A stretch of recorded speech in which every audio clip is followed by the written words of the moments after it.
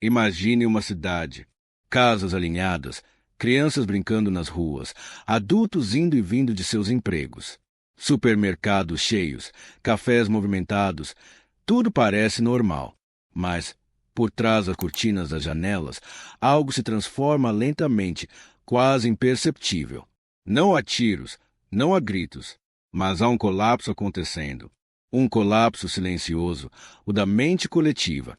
Uma população inteira começa a adoecer. Não fisicamente, mas mentalmente. E, com o tempo, moralmente também. A doença não começou com surtos de violência ou com insanidade explícita. Começou com pequenas concessões. Uma mentira que se tolera, um comportamento abusivo que se ignora. Um líder que distorce a verdade, uma mídia que manipula emoções. E, aos poucos, o certo e o errado deixam de ser absolutos. Passam a ser relativos, flexíveis, maleáveis. Quando você normaliza o absurdo se torna norma. As pessoas, querendo se encaixar, se adaptar, sobreviver, começam a aceitar.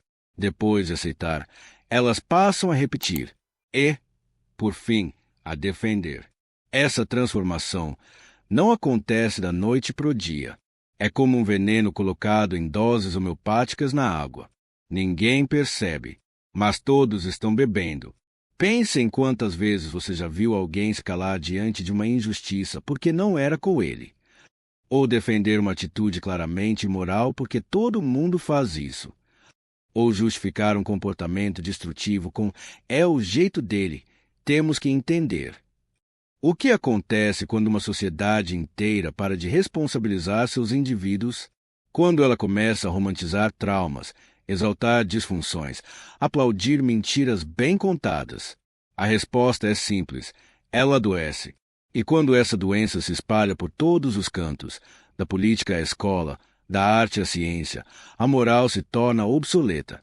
A verdade se torna um fardo. A consciência coletiva se transforma em uma massa amorfa de desejos egoístas, medo e conformismo. A história está cheia de exemplos assim. Alemanha nazista, Camboja de Pol Pot, União Soviética sob Stalin, cidades em que vizinhos denunciaram vizinhos, pais traíram filhos, e a ética virou moeda de troca por segurança ou status. Mas você não precisa ir tão longe. Olhe ao seu redor. Pessoas que não conseguem ficar um minuto sem celular, adolescentes ansiosos, adultos em burnout, crianças medicadas com antidepressivos. Uma cultura que premia o espetáculo, não o conteúdo, que valoriza mais a aparência do que o caráter, que idolatra celebridades e ignora professores. Uma sociedade que não conversa mais, grita, que não escuta, reage, que não reflete, consome. E o mais perigoso, que não pensa por conta própria, apenas repete. Ideias prontas, opiniões embaladas, discursos copiados. Um exército de mentes colonizadas, incapazes de questionar, mas prontas para atacar quem pensa diferente.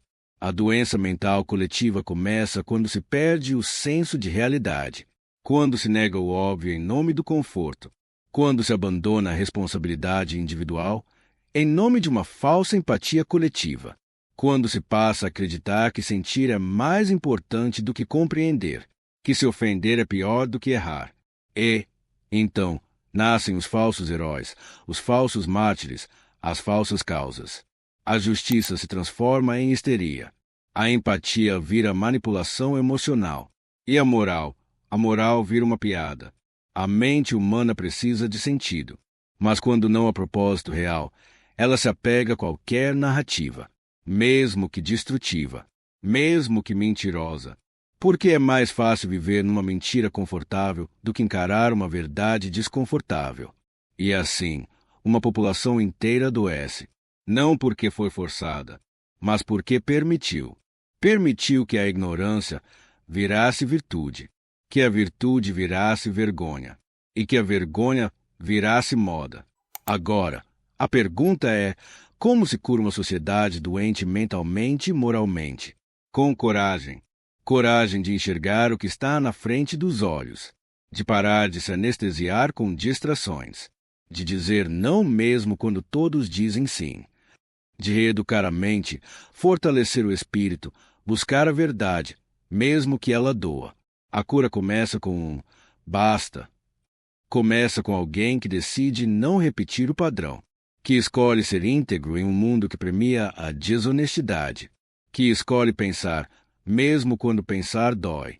Esse vídeo não é sobre os outros, é sobre você, sobre o quanto você já se acostumou com a loucura ao seu redor, e sobre o que você ainda pode fazer antes que ela te consuma também.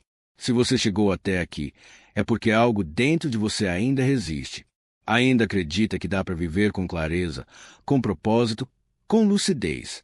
Então comenta aqui embaixo, eu não aceito a normalização da loucura. E se esse vídeo fez sentido para você, se inscreve no canal e ativa o sininho. Porque aqui a gente não vai repetir o que todo mundo já fala. A gente vai pensar. Sentir? Sim. Mas com consciência. E principalmente, acordar, antes que seja tarde demais.